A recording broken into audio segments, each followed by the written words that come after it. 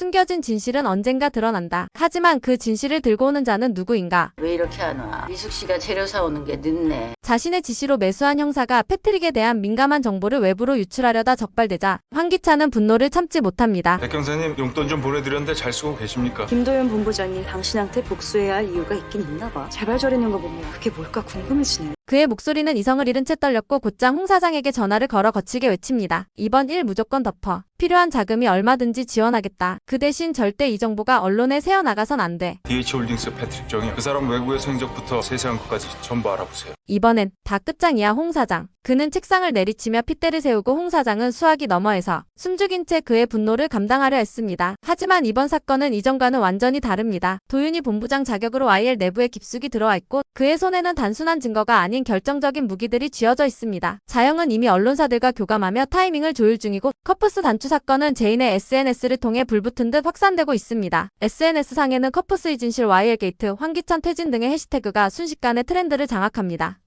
여론은 걷잡을 수 없이 흘러가고 온라인 커뮤니티와 포털 실시간 검색어는 온통 기찬과 세리의 이름으로 도배됩니다. 이에 기찬은 황급히 홍 사장을 통해 온라인 여론 조작을 시도하지만 이미 한 발 늦었습니다. 제인은 단순한 폭로가 아닌 정확한 시간대와 증거에 기반한 시나리오를 준비해 여론을 통제하고 있었기 때문입니다. 또한 자영은 이 모든 여론을 정치권 및 검찰과 연계해 수사를 촉구하는 공청회까지 계획하고 있는 상황. 황기찬은 전방위로 조여오는 압박에 점점 숨통이 막혀오고 그는 드디어 깨닫습니다. 예전처럼 돈과 권력으로 모두를 덮을 수 있는 시대는 끝났다는 사실을. 사무실로 돌아온 그는 세리를 불러 세웁니다. 너 지금까지 한 짓들 다 알고 있어. 제인이 우리를 얼마나 벼르고 있었는지 알아.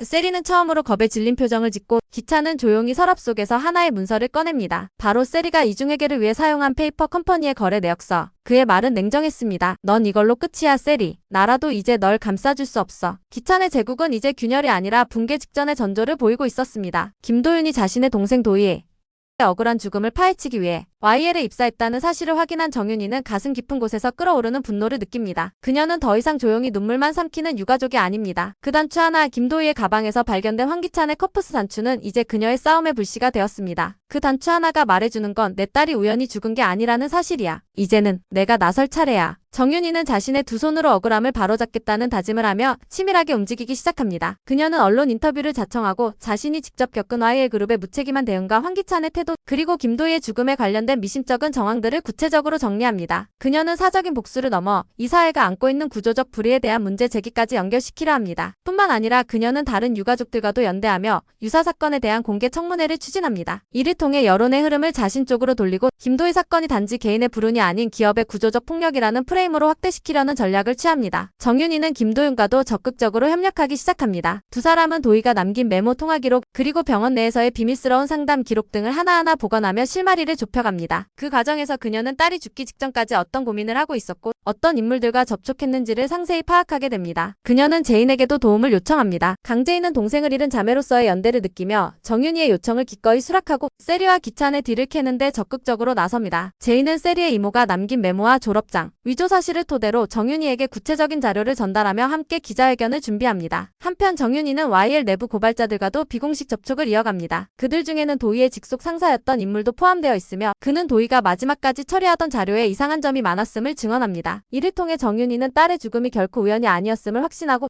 기자회견장에서 이 모든 사실을 정리해 밝히기로 결심합니다. 기자회견 당일 그녀는 침착한 모습으로 단상에 오릅니다. 그녀는 눈물을 머금은 채 이야기합니다. 제 딸은 조용하고 착한 아이였습니다. 그런 아이가 갑작스레 생을 마감했다는 것을 저는 결코 받아들일 수 없었습니다. 그리고 오늘 그 의문에 대한 실마리를 여러분께 말씀드리러 이 자리에 섰습니다. 카메라 셔터 소리가 연이어 터지고 기자들은 숨죽이며 그녀의 발언을 지켜봅니다. 그녀는 도희가 마지막으로 남긴 메일, 발견된 커프스 단추, 도윤의 조사와 내부 제보자의 진술 등을 조목조목 정리하며 발표합니다. 그리고 마지막으로 말합니다. 이 싸움은 단지 제 딸을 위한 것이 아닙니다. 우리 사회에서 수많은 억울한 죽음이 더 이상 묻히지 않게 하기 위한 시작입니다. 저 정윤이는 오늘부터 이 싸움의 최전선에 설 것입니다. 정윤이의 눈빛은 단호했고 그 속엔 뜨거운 어머니의 사랑과 정의를 향한 강한 의지가 담겨 있었습니다. 회견장이 정적에 휩싸인 그 순간 대한민국은 또 한 명의 강력한 목소리를 얻게 된 것입니다. 황나라는 여전히 도윤에게 사랑을 갈구하며 그의 손을 잡고 이렇게 말합니다. 오빠가 허락 안 해도 괜찮아. 거야. 우리 둘이 어디 멀리 가서 그냥 아무도 모르게 살아. 거기선 다시 시작할 수 있잖아. 그녀의 목소리엔 절박함이 묻어났고 눈가엔 오래 누적된 외로움이 번지고 있었습니다. 하지만 그 간절함에도 불구하고 도윤은 한참을 바라보다가 조용히 그녀의 손을 떼어냅니다. 미안해. 난 지금 내 가족을 위해 싸우고 있어. 널 이용한 적은 없어. 하지만 사랑도 아니었어. 그의 말은 칼날처럼 차가웠고 황나라의 심장을 그대로 후벼 팠습니다. 황나라는 아무 말도 하지 못한 채 눈물이 흘러내리는 얼굴로 도윤을 바라보다가 결국 혼잣말처럼 중얼입니다. 역시 나는 아무것도 아니었구나. 그녀는 무단 결근을 시작하며 집안에 틀어박혀 폭식으로 분노와 상처를 해소하려 합니다. 먹고 울고 자고를 반복하며 자존감은 바닥까지 떨어지고 거울 앞에서 자신을 보며 외칩니다. 왜 나는 항상 선택받지 못하는 거야? 왜 나만 버림받아야 해? 황기만은 그런 동생을 안쓰럽게 바라보며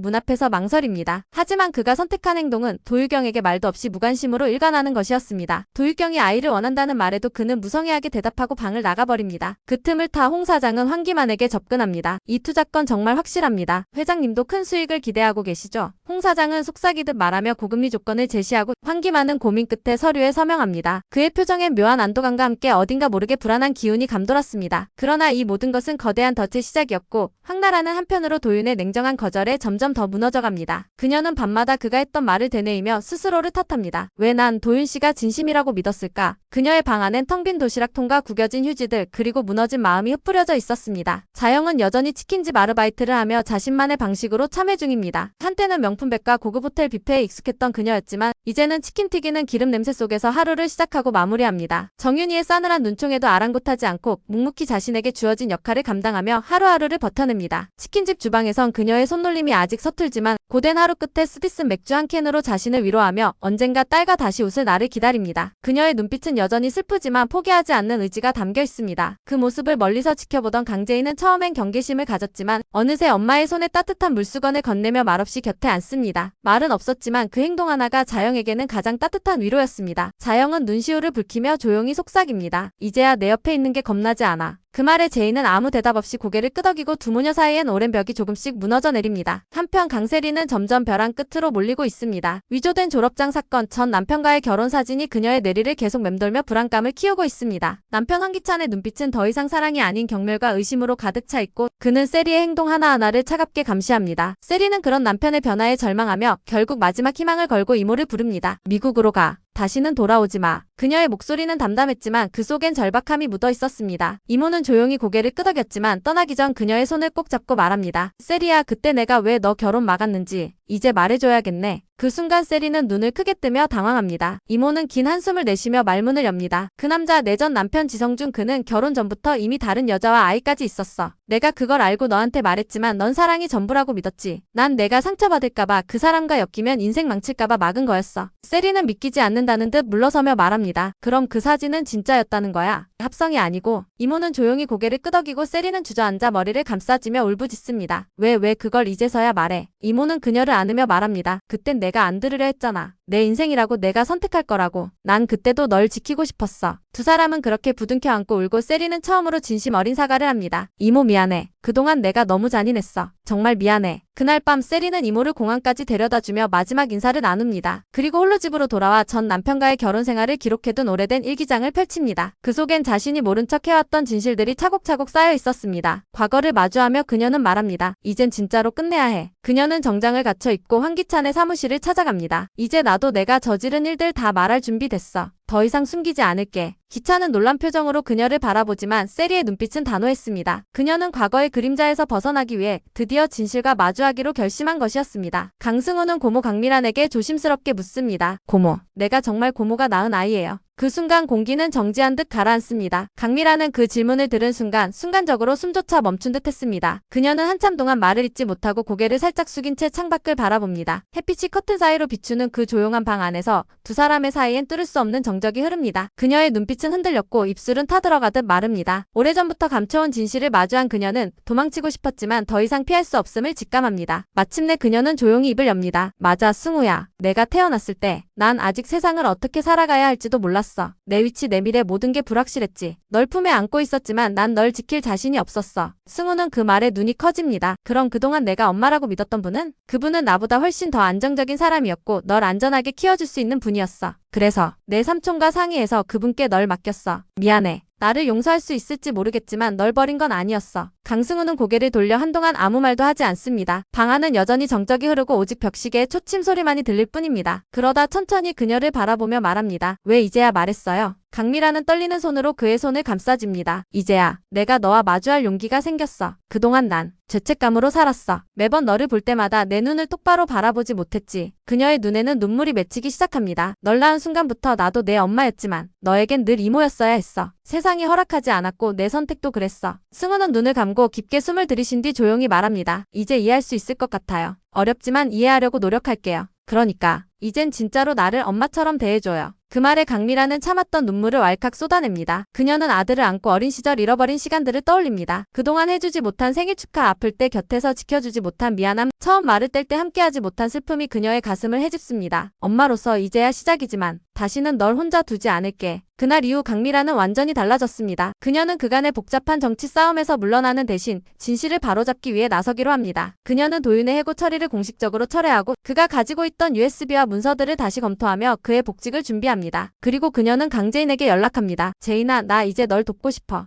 예전엔 나 자신만 지키기 급급했지만 이제는 진실을 지키고 싶어. 제이는 뜻밖의 제안에 잠시 놀라지만 강미란의 진심을 느끼고 고개를 끄덕입니다. 그럼 각자의 방식으로 복수해요. 이젠 숨기지 말고 모두 드러내요. 두 사람은 같은 편이 되어 움직이기 시작합니다. 미라는 내부 정보를 제공하고 제이는 외부 여론을 모으는 역할을 합니다. 이들은 단순한 복수가 아닌 구조적 악의 심장을 겨누기 위한 준비를 시작한 것이었습니다. 그리고 강승우는 고모이자 생모인 강미란과 함께 처음으로 가족 사진을 찍습니다. 그 사진은 비록 늦게 찾아온 진실의 상징이었지만 동시에 새로운 시작의 증거이기도 했습니다. 이 진실은 강승우의 내면을 뒤흔들었고 동시에 강미란에게도 진정한 변화의 시작을 의미했습니다. 그녀는 더 이상 권력의 도구로 살지 않기로 결심했고 자신의 아들과 강재인의 미래를 위해 싸우기로 마음먹었습니다. 그리고 그 싸움의 첫걸음은 진실을 인정하는 것이었습니다.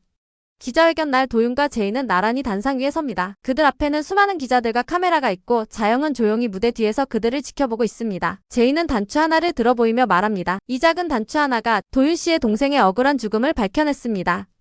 그날 밤 이 단추가 말하고자 했던 진실을 이제 세상에 전하겠습니다. 순간 기차 내 비서실에서 급하게 전화가 걸려옵니다. 회장님, 지금 생방송 중입니다. 막을 수 없습니다. 기차는 손에 진잔을 꽉 쥐다가 결국 바닥에 내던지며 외칩니다. 끝이야. 이젠 진짜 끝이라고. 여왕의 집 42회 모든 진실의 퍼즐이 맞춰지는 순간, 그리고 시작되는 새로운 복수의 전쟁. 다음 회차에선 누가 진실 위에 설 것인가? 오늘도 끝까지 함께 해주셔서 정말 감사드려요. 구독과 좋아요 그리고 알림 설정까지 해두시면 다음 회차 리뷰도 빠르게 받아보실 수 있어요. 그럼 저희는 다음 영상에서 다시 만나요.